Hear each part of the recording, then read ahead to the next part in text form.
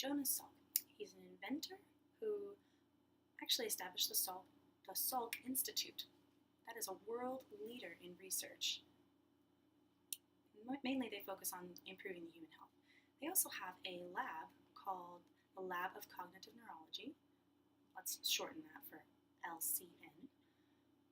And they mostly study things involving the brain. And specifically, they've been studying the brain and sign language and how it connects.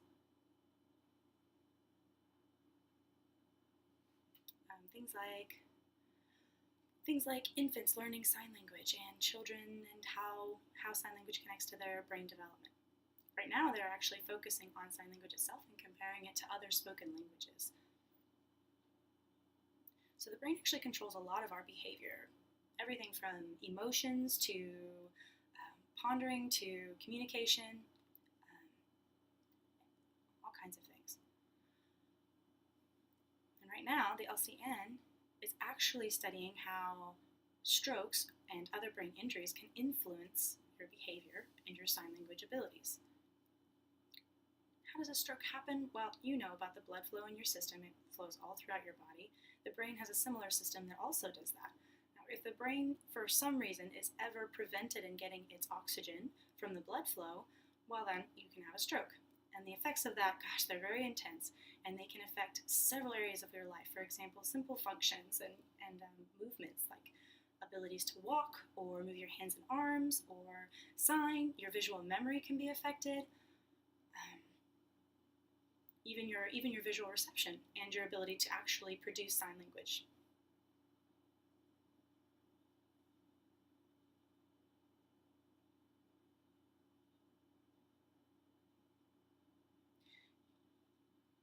Now there's a difference between a spoken person having a stroke and the things that they struggle with to the deaf person. Someone who speaks for language, now they'd have to go through speech therapy because their speech is probably affected.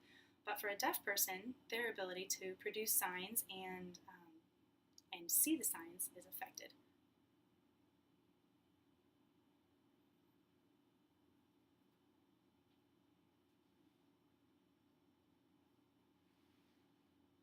So as far as the research goes, the way that we figure out or learn a lot about the effects of the stroke on a deaf person is simply interviewing and questioning people that have already had the stroke.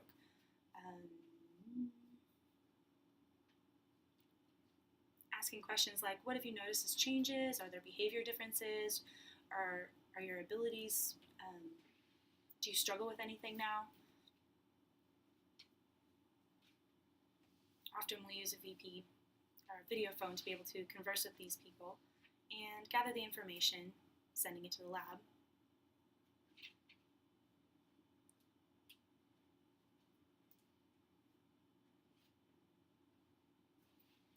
Mostly we've noticed with strokes in deaf people that the biggest change and biggest negative symptom or consequence of the stroke is their ability to visually see and retain the information and be able to produce signs back.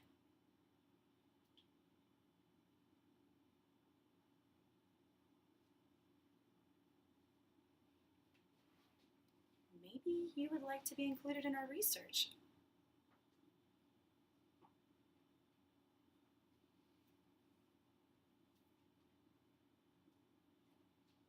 If you would like to, please send us a video signing about how you'd like to be involved and how you can apply, how your life situation applies to this.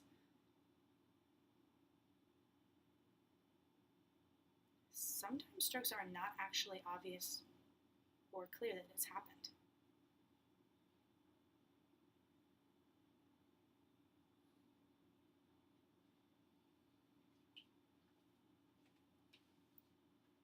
If it appears to be a serious problem, you really should send them to the hospital. They should take a CAT scan and be able to test the brain and take different pictures and be able to find out if it actually has been a stroke and if there are negative consequences following.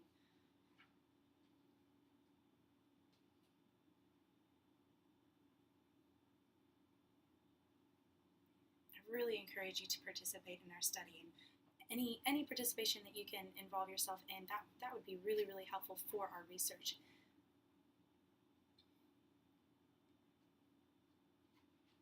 Really, our focus is gathering information and sending it out to the rest of you guys. please, if you can, visit our website, send us an application with your life story, and we would love to include you in this research. Thank you so, so much.